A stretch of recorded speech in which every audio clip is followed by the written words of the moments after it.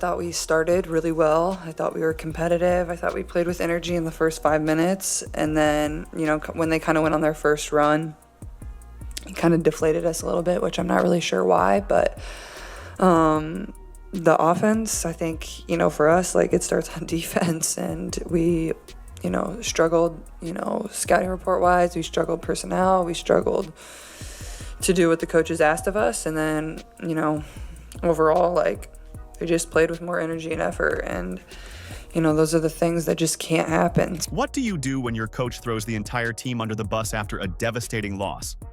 Stephanie White just did exactly that following the Fever's 80-61 blowout loss to the Valkyries. This wasn't just any loss.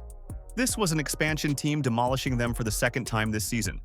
The worst part, this was Caitlin Clark's triumphant return from injury.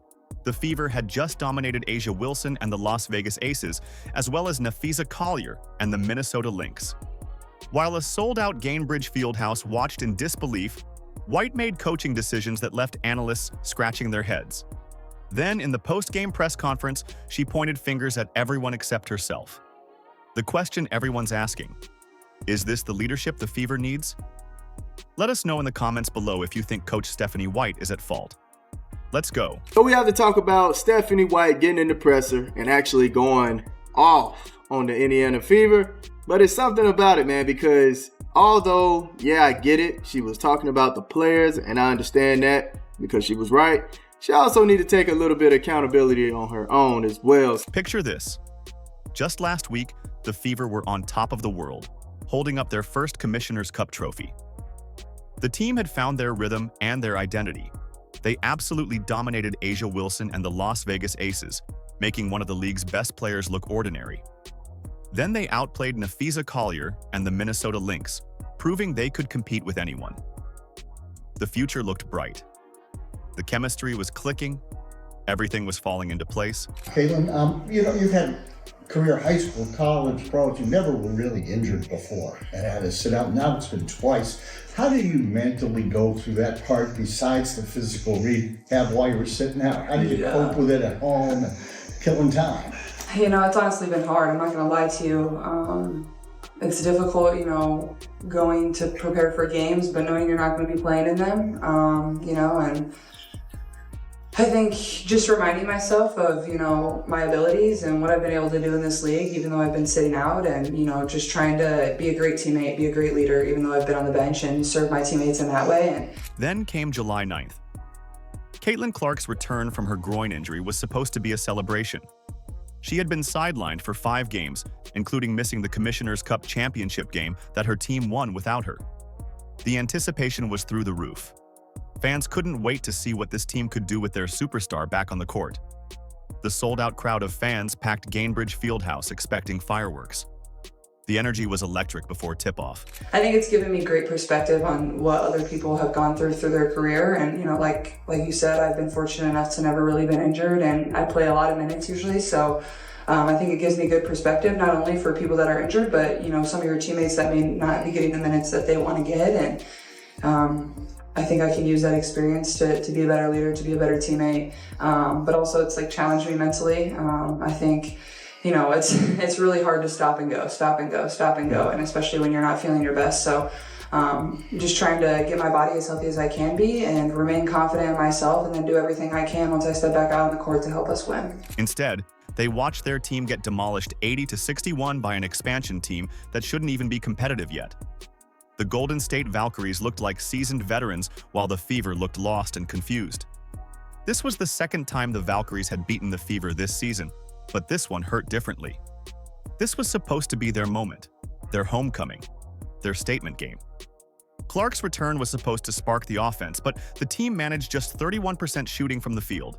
They made only 6 of 27 three-point attempts. The offense that had been so smooth during their championship run looked broken. The ball movement was sluggish, the shots weren't falling, the timing was off everywhere you looked. McBenley lays that one in. Look at the attack, how quickly up the floor. And Clark hits a 3. The Fever have hit. The team scored only 19 points combined in the second and fourth quarters. 19 points. In 2 full quarters of basketball. The Fever gave up 10 offensive rebounds in the second half alone, letting the Valkyries get second and third chances at will. Every possession felt like a struggle. Every defensive stop felt impossible. The energy in the arena went from electric anticipation to stunned silence. You could feel the disappointment spreading through the crowd. Fans who had come to celebrate were watching their team fall apart. Clark herself acknowledged the struggles after the game, saying, "I thought we started really well. I thought we were competitive. I thought we played with energy in the first 5 minutes, and then, when they kind of went on their first run, it kind of deflated us a little bit, which I'm not really sure why." It's every single person on our team, and, nobody played well today. And, you should look yourself in the mirror and find ways where you can get better and, come back to practice tomorrow and then play again on Friday. This wasn't just a bad game. It was a complete system failure that exposed deeper problems. The team that had a solid winning streak last week looked like they had forgotten how to play basketball. But the real shock came after the final buzzer when the blame game started. And I think collectively we didn't do a good job at taking away the stuff that their team likes to do and making them do things they don't want to do. We didn't do a good job of that. We also gave up some timely offensive rebounds that they do a great job of kicking it out, getting open looks, getting open threes late in the game. I think it really just comes down to effort and us not locking in mentally and following the scouting report. Here's where things get really frustrating. Stephanie White made moves that had everyone scratching their heads. She decided to bench Lexi Hull, one of the team's most consistent defenders and three-point threats. Hull had been starting for most of the season. She was the perfect complement to Clark's style. She spaced the floor and played lockdown defense. But White threw all of that out the window. So we have to talk about Stephanie White getting in the presser and actually going off on the Indiana Fever. But it's something about it, man, because although, I get it, she was talking about the players, and I understand that because she was right, she also needed to take a little bit of accountability on her own as well. Instead, she started Ari McDonald at point guard, who was the spark plug of the team while Clark was away. This forced Clark to play off ball at small forward instead of her natural position. How can you not let a generational player play the position she excels in the most? Clark is a point guard. That's where she makes magic happen. That's where she controls the game. White took that away from her. What did you like about Caitlin and Ari starting the game together and Lexi coming off the bench? I like the ability to have two primary ball handlers on the floor, particularly with a team that comes aggressively, in the two-man game. Being able to play off of one another, being able to give the opponent some different looks, and quite frankly, for C specifically, not having to have her play under duress 94 feet the entire time she's on the floor. So there were some things that we liked about it. There were some things that we don't. So we'll continue to work with that. The offense became stagnant almost immediately.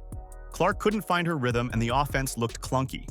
Clark needed the ball to create for others, but coach Stephanie White was forcing her to run around and set screens. The two styles didn't mesh at all. One analyst said it looked like they didn't even practice this starting lineup. Look, she can give her different looks. It could turn into something beautiful. I'm excited to see both of them on the floor together because they can create shots for one another. But it didn't happen today. So you should have made the adjustments once the offense looked so stagnant, looked so lost, discoordinated. You should have went ahead and changed that. All right? You should have changed that. Now, Hull had been crucial for this team's success. She provided floor spacing that opened up driving lanes for Clark. Her three-point shooting kept defenses honest. Her defense was solid and reliable. All of that disappeared when White put her on the bench. The team lost its identity in one move. The Valkyries capitalized on every mistake while the Fever's new lineup struggled to find chemistry. The ball movement disappeared. The offense became predictable. Players were taking difficult shots instead of creating open looks. Everything that had worked during their championship run was gone. So what happened? The Fever? Slow it down! They get into the beautiful motion offense we've all been in love with since the start of the season. Oh, pass, screen away. Oh, what a thing of beauty. Pass, screen away. Oh my goodness. Did you see how Kelsey Mitchell just set that screen? Mwah! Magnificent. And the Valkyrie, Natalie Nakase, and the crew, they said, oh, now's our time to strike.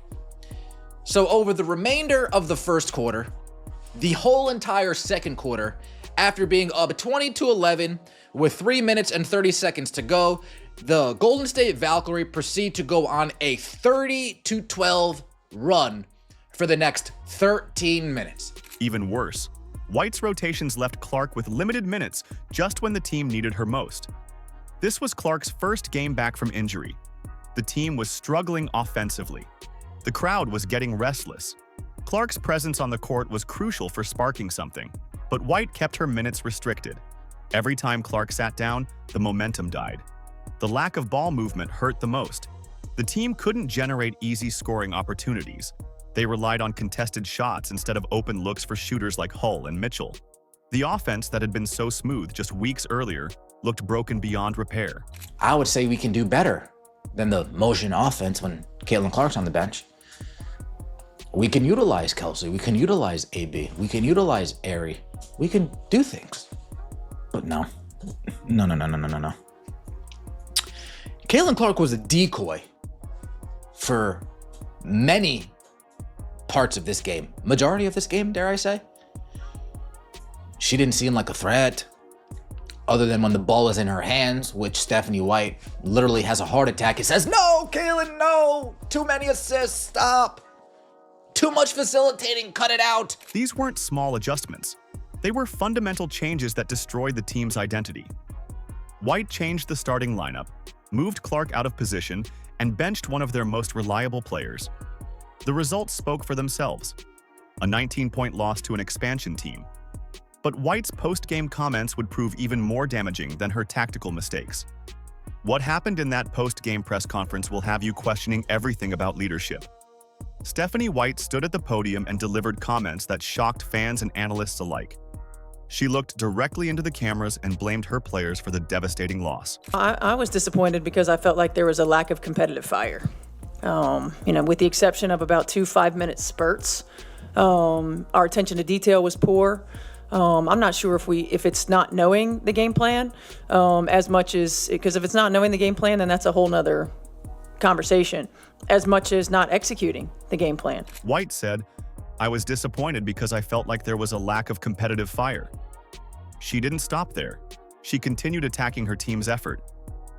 "Our attention to detail was poor." These words hit like a slap in the face to players who had just given everything they had. Our attention to detail, undisciplined. I felt like our energy and our competitive fire was not there, and that's disappointing. I guess, why do you think you had some of these inconsistencies when it comes to focus and engagement, things like that? I'd say discipline more so than focus. I think this is a group that focuses, but you can focus and then you have to be able to go out and be disciplined enough to execute it, right? I'm not sure. We're, as coaches, that's our job to figure it out. Why it is. You've seen it in spurts, you've seen it in moments, you've seen it with certain lineups. So finding those lineups that we've seen it with consistently and maybe keeping those together. But here's the problem. She made zero mention of her own strategic failures. No accountability for benching Hull. No explanation for the McDonald experiment that clearly didn't work. White acted like her coaching decisions had nothing to do with the loss. She pointed fingers at everyone except herself. It doesn't take much. There's other ways. But to give up your defensive presence just to mitigate that? Come on, man. To give up your defensive presence, Lexi Hull, somebody who hustles to get rebounds, right? Hustles to get the rebounds. She had like 7 to 8 rebounds. 7 to 8 rebounds, man. We're going to look at the stats. But she was hustling. Meanwhile, Clark took responsibility in her own interview. She acknowledged the offensive struggles honestly. Clark said, "I thought we started really well. I thought we were competitive. But the offense, I think, for us, like it starts on defense and we, struggled, scouting report-wise, we struggled personnel, we struggled to do what the coaches asked of us." She took ownership of the team's failures. The contrast was stark. The star player showing maturity while the coach pointed fingers. Clark admitted they struggled to do what the coaches asked of us. She didn't blame anyone else.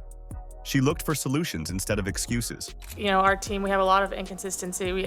We raise to the occasion when we're playing for 30,000, and then we need to bring that level of focus and that level of energy every single day. It's really hard to win in this league, and I think, you know, we need to focus every game because all of these games matter when September, October comes. So it's really just going to come to us, and we really need to regroup, turn the page, learn from this, and come with a better mindset on Friday. One analyst noted that White's comments about ball movement seemed to contradict Clark's style of play. The analyst said, clearly her philosophy on basketball does not suit Caitlin Clark. This raised serious questions about whether these two could work together successfully. This revealed a deeper philosophical clash between White's rigid system and Clark's natural style. White wants to control every possession. Clark thrives when she can create and adapt. These approaches don't mix well together. An analyst summed it up perfectly and said, I think the Fever are getting very close to having to make a choice, and that is like, do they want to choose Stephanie White or do they want to choose Caitlin Clark? The question everyone's asking, how can this team succeed when the coach won't own her mistakes? It has come down to this, y'all, and it's plain and simple. Caitlin Clark has to give the Indiana Fever an ultimatum. That's right. I've been disgusted all day about this piss poor, embarrassing performance from the players and most of all from this coaching staff. Stephanie White, I'll say it again, you are a pure bum of a coach. So here we are. The Fever just suffered one of their most embarrassing losses of the season. The blame game is in full swing. This loss exposed everything wrong with the current system. Poor coaching decisions, lack of accountability, a fundamental misunderstanding of how to use generational talent. This wasn't just a bad night. This was a complete breakdown of everything that makes this team special. The question isn't whether the Fever can bounce back. It's whether they can do it with Stephanie White still calling the shots. Look at what this team accomplished just last week. They dominated Asia Wilson and the Aces. They outplayed the Lynx. They won their first Commissioner's Cup. That success came when they played to their strengths. As long as Stephanie White is here, we'll never see the true greatness that Caitlin Clark has within her. We'll never see it. Caitlin Clark has to march up to that front office and say, hey, look, either you guys are going to fix this and we're going to do it my way, or I will not put on this jersey and I will not allow you guys to profit off of me any longer. It's that simple. You want her or you want me? I'm going to pick the coach. I'm going to tell you what players I want on this team. Caitlin Clark has to put her foot down. This is ridiculous. This is ridiculous. I have never seen someone fumble, just flat out fumble a golden goose like this. The WNBA has fumbled her. The Indiana Fever management, coaching staff, everybody has failed Caitlin Clark at every single turn. All of them. The offense clicked during those wins. Hull provided the perfect complement with her three-point shooting. Boston dominated the paint. Mitchell scored when they needed buckets. Everything worked because everyone played their role. Now compare that to what we saw against the Valkyries. Confused rotations, players out of position, a coach who won't own her mistakes. Clark forced to play off ball at small forward. McDonald trying to run point alongside Clark when they could have shared minutes. Hull sitting on the bench when the team needed her most. The contrast is shocking. The same players who looked unstoppable during their championship run appeared lost and confused. The offense that had been so smooth became stagnant. The ball movement disappeared. The chemistry evaporated. I just feel like starting out this new combo, this new duo, who hasn't really had that much time to get into game reps. Game reps are nothing like practice reps. They are nothing like practice reps. You can go down the line in history and you will hear coaches and players say that it's just not the same. It's not the same. It's not the same pace. It's not the same energy. It's not the same effort. It's not the same. There's nothing like game reps. They had none together, and you started them together. Clark's impact was most visible in the third quarter when she took control of the offense. She scored 3 points. She grabbed a rebound. She dished out 4 assists. This showed her ability to facilitate and elevate her teammates when given the opportunity. But those moments were too rare. The talent is there. Clark, Boston, Mitchell, Hull, and the rest of the gang. These players have proven they can compete at the highest level when put in the right system. They've beaten the best teams in the league. They have everything needed to be special. But talent alone isn't enough. The system has to work. The coach has to make smart decisions. Players need to be in positions where they can succeed. That's not happening right now. We're almost at the halfway point of the season. This team has the pieces to be special, but only if they make the right choices about leadership and accountability. The clock is ticking. The talent is waiting. The question is whether anyone in charge will make the necessary changes. In fact, we almost look worse like that. And my last warning that I would say to the Indiana Fever brass, this might come as a little bit of a low blow for you guys, but hey, it is what it is. In 2023, the Indiana Fever averaged 4,000 people in attendance for home games.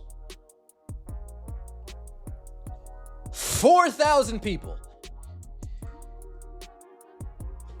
Do you want to go back to that or no? Just let me know. Despite this crushing disappointment, there's still hope for the Fever's future. Clark's talent is undeniable. In her first game back, she showed flashes of brilliance with 5 quick points and several assists. She can impact the game in multiple ways when given the chance. Aaliyah Boston's development continues to be crucial for this team's success.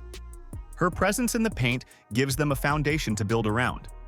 Kelsey Mitchell's experience and scoring ability provide that vital offensive spark they need. Mitchell can create shots and make tough shots when the system works. The 2025 season offers a chance to build the right system around these incredible players and create something truly special. But the coach needs to build a system around her players instead of forcing her players to play her system. Let us know in the comments below if you think Coach Stephanie White is at fault. Like, subscribe, and turn on all notifications so you never miss out. Click the video on the screen, and we will see you in the next one.